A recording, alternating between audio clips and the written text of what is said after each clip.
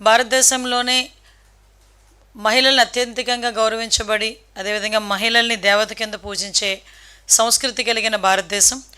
అటువంటి భారతదేశంలో మహిళలకు సముచితమైన స్థానం ఇవ్వాలి అని కోరుకున్న వాళ్ళు చాలామంది ఉన్నా కొన్ని అనివార్య కారణాల వల్ల కానివ్వండి, కొన్ని సిచ్యువేషన్స్ వల్ల కానివ్వండి, కొంతవరకు మాత్రమే మహిళలను తీసుకెళ్ళగలిగి కొంతమేరకు మహిళలను దగ్గర కూడా తీసుకురాలని పరిస్థితులు చాలా కూడా కనిపించినాయి.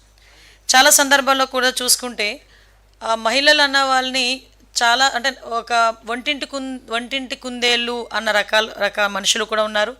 వంటింటికే పరిమితం అయిపోయిన మహిళలు ఏమి చేయగలరు అన్న పొజిషన్ నుంచి ఆ రోజు నందమూరి తారక రామారావు గారు, మన తెలుగుదేశం పార్టీ వ్యవస్థాపకులు, మాజీ సీఎం, ఆయన పార్టీ పెట్టినప్పుడే మహిళలకు సముచితమైన స్థానం కల్పించాలి అని చెప్పి గవర్నమెంట్ వచ్చిన తర్వాత కూడా ఆస్తుల సమాన వాటా హక్కును ఆ రోజే కల్పించి పుట్టి ఇంటిలోనే కాదు మెట్టినింటిలోనే కూడా మహిళకి గౌరవంగా ఉండాలనే ఉద్దేశంతో తల్లిదండ్రుల ఆస్తిలో సమాన వాటా హక్కు మహిళకు కూడా ఇవ్వాలని చెప్పి ఆ రోజు ప్రవేశపెట్టిన, అంటే సుమారుగా 44 సంవత్సరాల క్రితమే దీనికి ఆజ్యం పడిందని ఒకసారి మనం చెప్పుకోవాలి.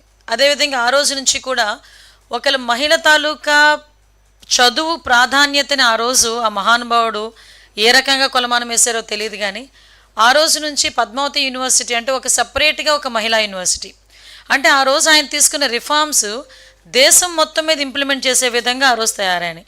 ఆస్తుల సమాన వాటా హక్కు ఆ రోజు రాష్ట్రంలో మొదలు పెడితే దాన్ని కొన్ని సంవత్సరాలకి దేశం మొత్తం అడాప్ట్ చేసుకొని దేశంలో ఉన్న ప్రతి మహిళకి కూడా ఆస్తుల సమాన వాటా హక్కు కల్పించే విధంగా చట్టం రూపొందించారంటే ఆ రోజు ఆయన తీసుకున్న నిర్ణయం ఎంత బలమైనదో ఎంత శక్తివంతమైనదో మనందరికీ కూడా అర్థమవుతుంది. అట్ ద సేమ్ టైం తర్వాత దగ్గరకు వచ్చేసరికి మహిళా విద్యా విషయంలోని కూడా ఇందాకే చెప్పాను పద్మావతి యూనివర్సిటీస్, తర్వాత అనేకమైన మహిళా యూనివర్సిటీస్ వచ్చినాయి.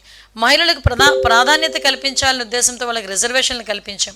ఆఖరికి చదువు అయింది, వాళ్ళకి సమాన వాటా హక్కు ఇచ్చాము, గౌరవం పెంచుతున్నాము.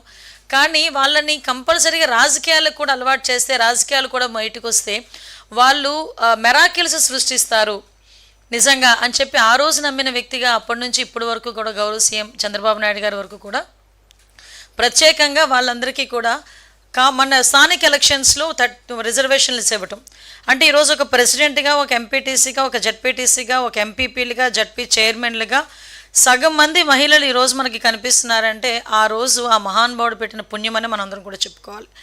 అటువంటి పరిస్థితి నుంచి గౌరవ ముఖ్యమంత్రి గారు చంద్రబాబు నాయుడు గారు పార్టీని టేక్అవుట్ చేసుకుని తర్వాత ఆయన సీఎం అయిన తర్వాత మనం చూస్తే గౌరవ ఎన్టీ రామారావు గారి టైంలో మహిళల తాలూకా కాన్ఫిడెన్స్ పెరిగింది, మహిళలు చదువు పెంచారు, అంటే ఒక రకంగా చెప్పాలంటే ఆత్మగౌరవం పెరిగింది. తర్వాత గౌరవ ముఖ్యమంత్రి చంద్రబాబు నాయుడు గారు వచ్చిన తర్వాత మహిళకి ఆర్థిక గౌరవం పెరిగిందని చెప్పడానికి నిజంగా మేమందరం కూడా గర్వపడాలి.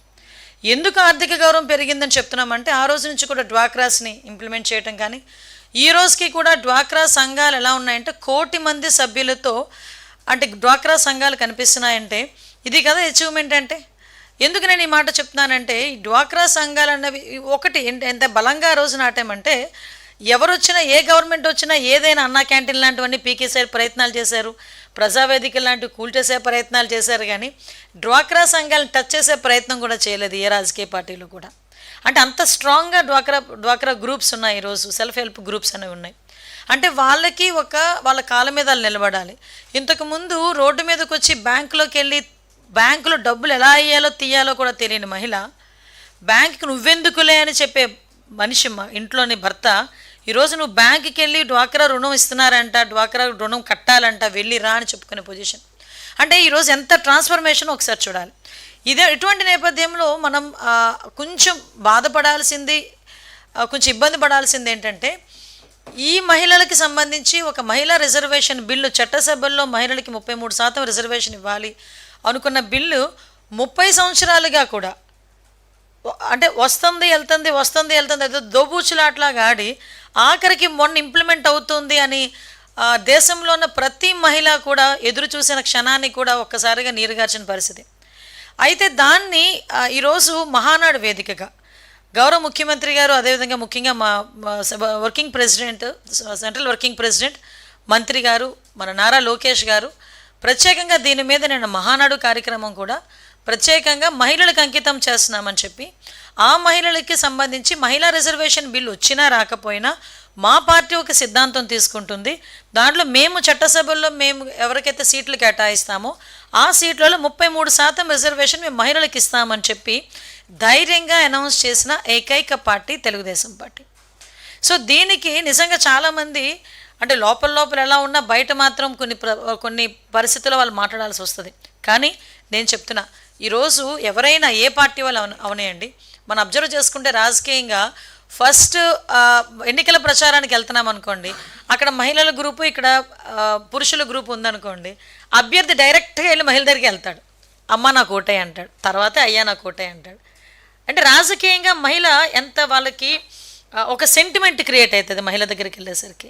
అందులో ఒక మహిళకి చెప్తే 10 మంది మగాళ్ళతో సమానం అన్న ధ్యాస కూడా ఒక పొలిటికల్ లీడర్కి ఉంటుంది.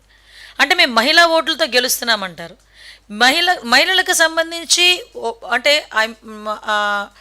మేనిఫెస్టో, ఏ పార్టీ మేనిఫెస్టో అయినా మహిళలకు సంబంధించిన మేనిఫెస్టో లేకుండా ఏ మేనిఫెస్టో కూడా ఉండదు. అంత మహిళలకి ప్రాధాన్యం ఇస్తున్నామని చెప్పుకునే పార్టీలు ఈరోజు ఒక స్టెప్ ఫార్వర్డ్ వేసి అందరూ కూడా ఇదే లైన్లోకి వెళ్తే ఆటోమేటిక్గా మహిళా రిజర్వేషన్ బిల్ వస్తుందేమో, ఆటోమేటిక్గా వస్తుందేమో. దానికి ఈరోజు తొలి అడుగు వేసింది తెలుగుదేశం పార్టీ. ఆ తెలుగుదేశం పార్టీలో ఒక కార్యకర్తగా తెలుగుదేశం పార్టీలో ఇంతకుముందు మహిళా అధ్యక్షురాలుగా చేసిన నేపథ్యము, అదేవిధంగా ఇప్పుడు హోంమంత్రిగా అయిన నేపథ్యం, ఇదంతా కూడా మేము కూడా ఒక గర్వపడే పరిస్థితి. అంటే చాలా సందర్భాల్లో మహిళల్ని రాజకీయంగా వాడుకున్నారు, ఓటు బ్యాంక్ కింద వాడుకున్నారు. ఈరోజు మహిళలు ఓట్లు వేయటానికే కాదు, ఓటు వేయించుకునే సత్తా కలిగి ఉన్న వాళ్ళు కాబట్టి ఓటు వేయించుకునే కెపాసిటీ కూడా ఇవ్వాలి అని కోరుకుంటున్నాం. కాబట్టి ఈరోజు నేను మహిళా రిజర్వేషన్ బిల్లు మేము ఇస్తామని చెప్పి మహానాడులో అనౌన్స్మెంట్ చేసిన తర్వాత నిజంగా చాలామంది హ్యాపీ ఫీల్ అయ్యారు.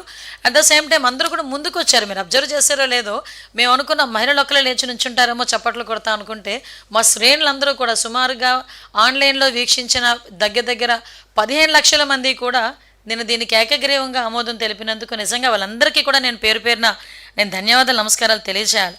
ఎందుకంటే ఆ రోజు నుంచేనండి మీరు అబ్జర్వ్ చేసుకుంటే గౌరవ ముఖ్యమంత్రి గారు నారా చంద్రబాబు నాయుడు గారు at the same time Telugu Desam party ఇప్పుడు ఎన్డీఏ కూటమి మహిళా పక్షపాతి.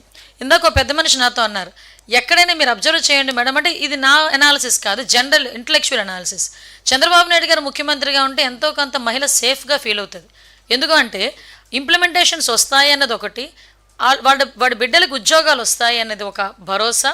అంటే చంద్రబాబు నాయుడు గారు వస్తే పెట్టుబడులు వస్తాయి, చంద్రబాబు నాయుడు గారు వస్తే పరిశ్రమలు వస్తాయి, చంద్రబాబు నాయుడు గారు ఉంటే ఉద్యోగాలు వస్తాయి, నా బిడ్డ చదువుకుని ఇంట్లో కూర్చోవాల్సిన అవసరం లేదు, నా బిడ్డకు ఉద్యోగాలు వస్తాయి అన్న భరోసా. రేపు చంద్రబాబు నాయుడు గారు వస్తే మహిళలకు సంబంధించి ఇది ఒక స్కీమ్ తీసుకొస్తారు. మీరు అబ్జర్వ్ చేయండి, ఈరోజు మహిళలకు ఆర్థిక గౌరవం ఇస్తామని చెప్పి ఏదో డ్వాక్రా గ్రూప్ రుణాలను, స్త్రీనిధి రుణాలను, ఏదో రుణాలను ఇచ్చేసి మేము ఊరుకోవట్లే. ఇంటికి ఒక ఎంటర్ప్రీనర్ తయారు చేయాలని చెప్పి 1 lakh ఎంటర్ప్రీనర్స్ని ఫస్ట్ బేస్ మీద తీసుకున్నాం. మీరు అబ్జర్వ్ చేస్తే లాస్ట్ ఉమెన్స్ డేకి గౌరవ ముఖ్యమంత్రి గారు గుంటూరులో ఉమెన్స్ డే సెలబ్రేషన్స్ జరిగితే మార్నింగ్ 10 o'clock నుంచి ఈవినింగ్ 6 o'clock వరకు ఉన్నారు. ఆ రోజు మీరందరూ కూడా అక్కడే ఉండుంటారు. ఏ ముఖ్యమంత్రి అండి ఒక ఉమెన్స్ డేలో వచ్చామా, ఉమెన్స్కి పొగిడేమా, 4-5 పథకాలు ప్రవేశపెట్టేసామా, మధ్యాహ్నానికి వెళ్ళిపోయామా అనుకుంటారు. కానీ ఆ రోజు ఉమెన్ ఎంటర్ప్రీనర్స్ ఎవరెవరైతే ఉన్నారో వాళ్ళందరినీ పిలిపించుకొని వాళ్ళతో మాట్లాడి వాళ్ళ కష్టసుఖాలు తెలుసుకొని వాళ్ళకి ఇంకా ఎలాంటి ఇంటెన్సివ్స్ ఇవ్వాలని చెప్పి ఆలోచించుకొని బయటకు వచ్చిన వ్యక్తి. అదే ముఖ్యమంత్రి ఈరోజు ఒక ఎంఎస్ఎంఈ పార్క్స్ని కూడా ప్రత్యేకంగా ఒక ఇండస్ట్రియల్ పార్క్ని మహిళలకు అప్పచెప్పారంటే ఈరోజు మహిళల మీద మాకున్న చిత్తశుద్ధి ఏంటో మీకు అర్థమవుతుంది. అంటే మేము కేవలం మా ఎన్డీఏ కూటమి కానీ తెలుగుదేశం పార్టీ కానీ మహిళల్ని ఓట్ బ్యాంకుల కింద మేము ఉపయోగించుకోలే.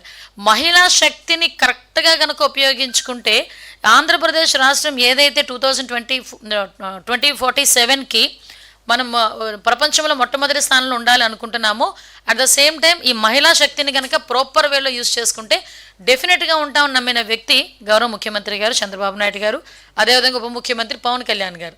ఈరోజు మీ అందరికీ తెలుసు, చాలామంది ఈ 33% రిజర్వేషన్ వస్తుందని చెప్పిన తర్వాత చాలామంది ఆశలు పెరిగినాయి. ఎందుకంటే చాలామంది టీవీలో కూర్చొని అనుకుంటారు మేము ఆల్రెడీ చట్టసభల్లో ఉన్నాం, మాకులా చూసి మాకులా వాళ్ళు కూడా రావాలని కోరుకునే చాలామంది ఆడబిడ్డలు ఉన్నారు. కొంతమంది అయితే వాడికి ఒక ప్లాట్ఫామ్ దొరకదు, కానీ ఈరోజు ఒక ప్లాట్ఫామ్ క్రియేట్ అవుతుంది. అదేవిధంగా ఈరోజు కనీసం ఒక పార్టీ ముందుకొచ్చి, తెలుగుదేశం పార్టీ ముందుకొచ్చి ఈరోజు మనం ఒక నిజంగా ఇక్కడున్న ప్రతి ఒక్కరు కూడా సంబరాలు చేసుకోవాలి. ఏమో ఇక్కడ కూర్చున్న మీ తాలూకు ఇంట్లో మీ భార్యో మీ పిల్లలో ఎవరో ఒకరు చట్టసభల్లో ఉంటారేమో ఎవరికి తెలుసు, అవకాశం వస్తుందేమో ఎవరికి తెలుసు. నేను అనుకున్నానా టీచర్గా ఉన్న నేను ఈరోజు హోమ్ మినిస్టర్గా మీ అందరి ముందు ఇలా మాట్లాడతానని? ఆ రోజు by God's grace Chandrababu Naidu గారి దయ, పాయకరపేట నియోజకవర్గ ప్రజల తాలూకా ఆశీర్వాదం. అట్ ద సేమ్ టైం ఎవరు తెల్లరాత ఎప్పుడు ఎలా ఉంటుందో తెలియదు. ఈరోజు ఇంతమంది మహిళా రిజర్వేషన్ విషయంలో 33% రిజర్వేషన్ వచ్చినప్పుడు ఎవరైనా రావచ్చు ఆ టైంలో. నిజంగా ఒకటి చెప్పాలంటే ఇది ఒక సామాజిక విప్లవం కింద భావించాలి. పర్టికులర్గా ఇది ఒక సామాజిక విప్లవం. చాలామంది ఏమనుకుంటారంటే మహానాడు అనేది రాజకీయ సభ అనుకుంటారు.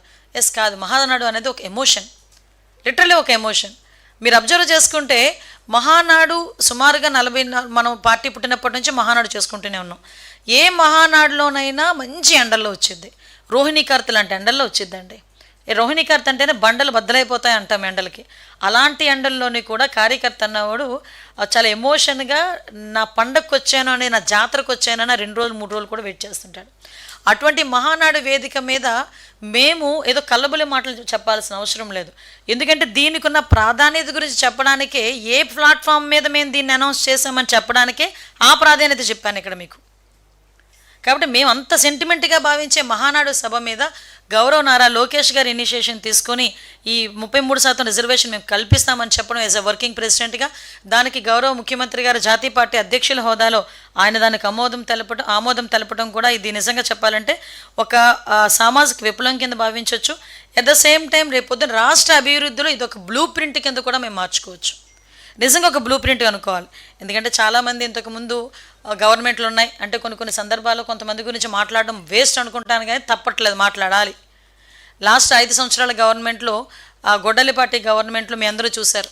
అమరావతి రాజధానిగా రావాలి అంటే రోడ్ల మీదకి తీసుకొచ్చి బూటికాలతో తన్నించుకున్న పరిస్థితుల నుంచి ఈరోజు ఎన్డీఏ కూటమి గవర్నమెంట్ వచ్చిన తర్వాత ఈరోజు చట్టసభల్లోని వాళ్ళని భాగస్వాములను చేస్తాం. ఆ రోజు బూటికాలతో తన్నిస్తే ఈరోజు మేము చట్టసభల్లో భాగస్వాములు చేయడానికి సిద్ధంగా ఉన్నామని చెప్పడానికి మేము గర్వపడుతున్నాం. ఈరోజు ఎస్పెషల్లీ అలాంటిదే కాదు, చాలామంది మీద సోషల్ మీడియాలో పడుతున్న చాలా పోస్టులు. నిజంగా ఎందుకు సామాజిక విప్లవం అన్నానంటేనండి, మా హక్కుల గురించి మేమే పోరాటం చేసుకోవాలి. అదే గౌరవ ఎన్టీ రామారావు గారు చెప్పిన సూత్రం, గౌరవ ముఖ్యమంత్రిగా చంద్రబాబు నాయుడు గారు నడిపిస్తున్న సూత్రం కూడా. మా గౌరవం గురించి మేమే కాపాడుకోవాలి. ఈరోజు సోషల్ మీడియాలో ఇష్టానుసారంగా మాట్లాడి కించపరిచే విధంగా మాట్లాడినా కూడా ఈరోజు చట్టసభల్లో బయటకు వచ్చి ఈరోజు చాలామంది మహిళా ప్రాధాన్యత పెరిగిన తర్వాత మా గౌరవం కూడా మేము పెంచుకునేదానికి ఒక అవకాశం కింద కూడా మేము భావిస్తున్నాం. ముఖ్యంగా ఎస్పెషల్లీ నారా లోకేష్ గారికి, గౌరవ మంత్రివర్యులు నా సోదరులు నారా లోకేష్ గారికి నేను ప్రత్యేకంగా ధన్యవాదాలు తెలియజేసుకుంటున్నా. ఎందుకంటే మహానాడు లాంటి ఒక పెద్ద సెంటిమెంటు, భావోద్వేగం కలిగిన మహానాడులో ఒక మహిళా రిజర్వేషన్స్ గురించి పైన చట్టబద్ధత అయినా కాకపోయినా పార్టీ వ్యవహారంలో మేము ఇచ్చే చట్టసభలో సీట్లో 33% రిజర్వేషన్ ఇస్తామని చెప్పినందుకు ప్రత్యేకంగా గౌరవ నారా లోకేష్ గారికి, గౌరవ ముఖ్యమంత్రి గారు చంద్రబాబు నాయుడు గారికి ధన్యవాదాలు తెలియజేసుకుంటున్నా. Thank you.